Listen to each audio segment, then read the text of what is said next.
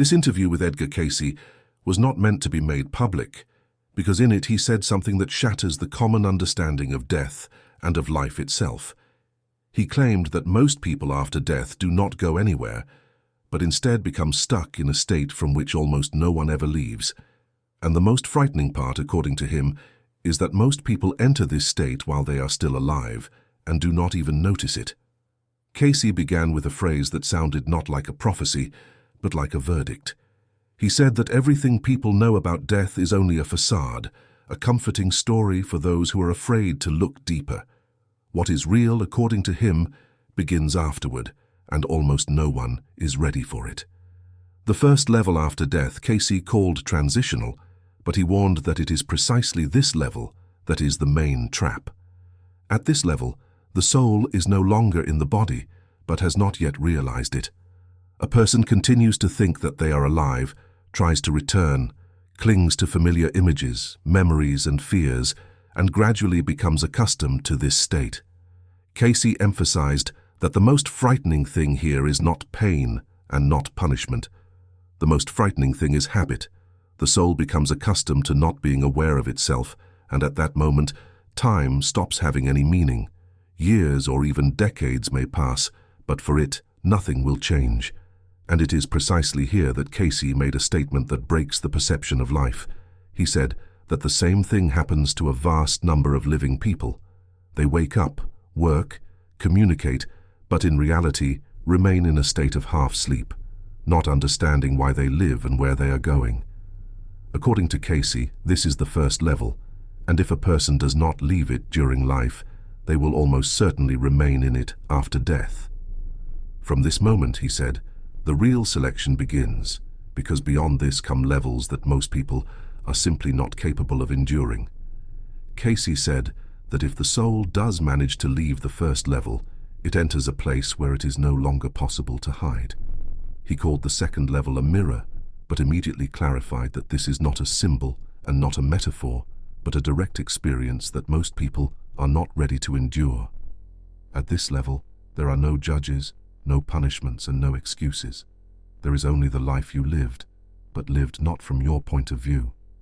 A person begins to feel the pain of those they hurt, the fear of those they broke, and the consequences of every action as if it were happening to them personally. Cayce emphasized that this is not an act of revenge and not a form of retribution. It is a state of complete clarity, in which it is no longer possible to say, I did not know or I did not intend to. And it is precisely here, according to him, that many souls try for the first time to stop the process and return back, because awareness turns out to be heavier than any pain. He said that at this level either genuine repentance is born or final denial, and it is the second option that is far more dangerous. A soul that refuses to accept responsibility begins to look for excuses even where there is no one left to deceive. According to Cayce, a significant number of people become stuck precisely here, not because someone stops them, but because they are not ready to see themselves without embellishment. And this mechanism, he emphasized, is perfectly familiar to living people. When a person avoids responsibility throughout their entire life, after death they do the same thing. Cayce called the third level awareness and considered it the boundary beyond which a path begins that is not meant for everyone. It is here, according to him, that the soul stops being afraid of death for the first time, but not because it has found peace, rather because it begins to see the overall picture. At this level, words and explanations no longer work. Information is transmitted not through language, but through direct experience. The soul begins to understand the connections between events, actions, and consequences that previously seemed accidental. Cayce said that it is from this level that some people return back to life after clinical death and become those whom people call seers, mediums, or prophets. But he always emphasized that they saw only the edge of the process, not its essence. And here he made a fundamental remark that is almost always overlooked. He said that starting from the third level, most souls stop voluntarily, not because of fear of punishment and not because of prohibition, but because of fear of complete clarity. Cayce explained this simply. At the third level, it becomes obvious that responsibility for life cannot be shifted onto fate, onto God, or onto circumstances, and for many this turns out to be unacceptable. It is easier for a person to remain in half-darkness than to live with full understanding of who they were and who they could have become. It is precisely here, according to Cayce, that the so-called forbidden levels begin, not because someone forbade them, but because most people are simply not capable of going further without breaking their own picture of the world. And the next level, the fourth, he called the most frightening not because of pain and not because of punishment, but because of the truth that will be impossible to forget. Cayce said that the fourth level is the place that most people never even approach, and those who reach it can never return to their former perception of life. He called this level the corridor of mirrors and immediately emphasized that this is not an image and not a philosophical idea, but a real experience lived through by consciousness. At this level, the soul sees not only the life it actually lived, it sees all the versions of life that were possible, but for one reason or another, did not happen. Every decision, every turn, every moment where one could have acted differently appears as a real path, not as an abstract possibility. Cayce explained that here, the illusion of one life disappears. A person sees themselves in different versions, the one who forgave and the one who destroyed, the one who stepped forward and the one who hid, the one they became and the one they were afraid to become. And the most important thing is that all these versions are not imaginary. They exist as energetic structures created by choice. At this moment, according to Cayce, consciousness encounters for the first time a fact that destroys most ideas about God. At the fourth level, there is no trial and no verdict. There is only the full realization that no one punished anyone. Everything was the consequence of choice. Cayce said that it is precisely here that a person understands that God is not a judge who evaluates actions. He is a witness, and the only judgment that exists takes place within the soul itself. For many, this realization is so unbearable that they try to flee even from here.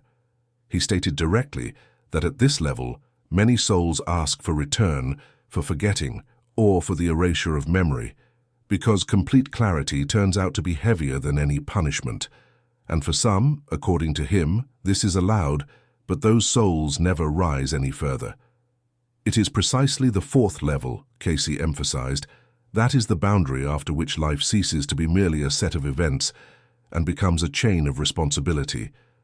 And that is why most people, even while alive, instinctively avoid such questions, because they feel that the answers would change everything. After the corridor of mirrors begins the fifth level, and it is here, according to Cayce, that consciousness goes beyond individual life, and for the first time encounters the future not as something distant, but as a process that is already unfolding. Cayce said that the fifth level completely destroys the human understanding of time. According to him, it is here that it becomes clear that the past, the present, and the future do not move sequentially, but exist simultaneously as a single process. He called this state infinite time and emphasized that the word infinite here does not refer to duration, but to the absence of a line. At this level, according to Cayce, the future does not appear as a clear picture or a ready-made script.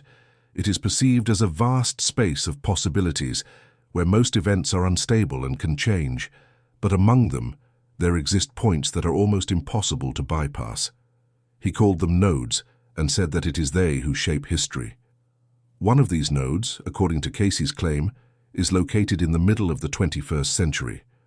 He did not name a specific date and did not describe events directly, but the images he mentioned sound far too recognizable. He spoke of cities without light, of people who hide their faces, of the loss of familiar reference points, and of fear that is not directly connected to war. But the most important thing is that Cayce insisted this is not a catastrophe and not the end. It is a test. According to him, humanity as a whole also passes through the same levels as an individual person, and right now is at a stage where it already sees connections, but is not yet ready to accept responsibility. He stated directly that from this point, only two paths of development are possible.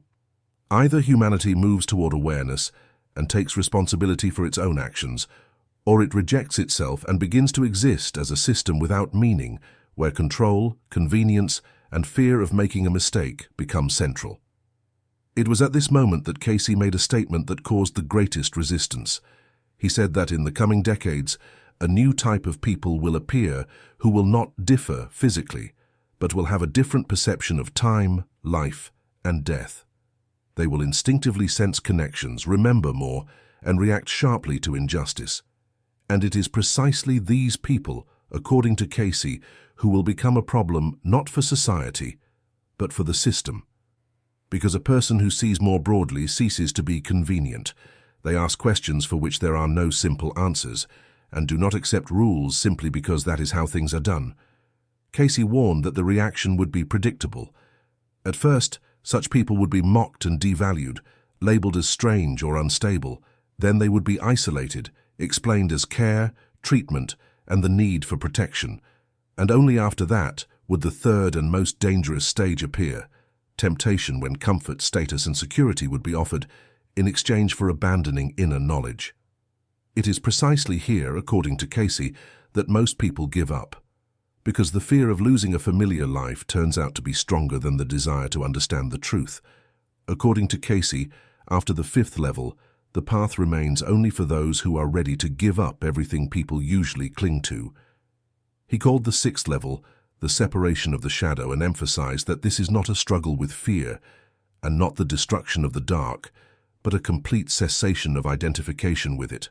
At this level, according to him, the soul gradually lets go of pride, grievances, the need to prove one's rightness, the fear of being nobody, and the fear of losing control. This does not happen quickly and is not accompanied by ecstasy. On the contrary, it resembles a complete stripping bare of consciousness when there is nothing left to hide behind. Cayce said that it is precisely here that many people stop for good, because a person realizes that further on they will not be able to take with them any role, any status, or any familiar identity. For most, this appears not as liberation, but as disappearance. And only after this, according to him, does the seventh level begin. About it, Cayce refused to speak directly. He did not describe it in words and did not try to explain what happens there. The only thing he left was an image that he repeated several times in different records. He spoke of doors that cannot be opened by force, desire, or an effort of will. These doors have no handle and no lock, and they open only when a person stops trying to enter them. Cayce explained that as long as the desire to go further exists, fear also exists, and fear means that consciousness is not yet ready.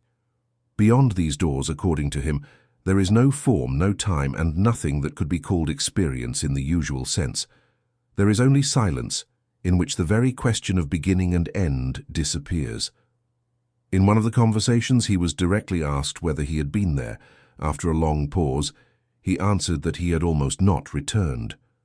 It was precisely after this, according to the recollections of contemporaries, that his condition deteriorated sharply, and his records became fragmented and tense.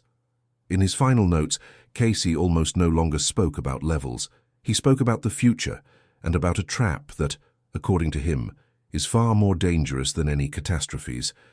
He claimed that the main threat lies not in technologies and not in changes of the world, but in the gradual forgetting of the inner essence of the human being. He wrote that civilizations do not disappear instantly. They disappear when most people stop asking questions and agree to live in a comfortable illusion. And it is precisely at such moments, according to him, that a choice appears, one that each person makes not once in a lifetime but constantly. The final record attributed to Cayce consists of a few lines. In it he does not warn and does not intimidate. He simply states a fact. If a person is able to hear these words without inner resistance, it means that they are already on the path, and the only question is whether they are ready to go further. Cayce insisted that the 7 levels do not begin after death. They begin here and now. A person can live their entire life on the first level without ever realizing it. They can pass the second and learn to see the consequences of their actions. They can touch the third and see connections. But further on, the path remains open only for those who are ready to lose familiar answers. And now there remains a simple question from which it is impossible to hide. If all of this is true, then where exactly are you right now? And are you ready to continue living as if no choice exists?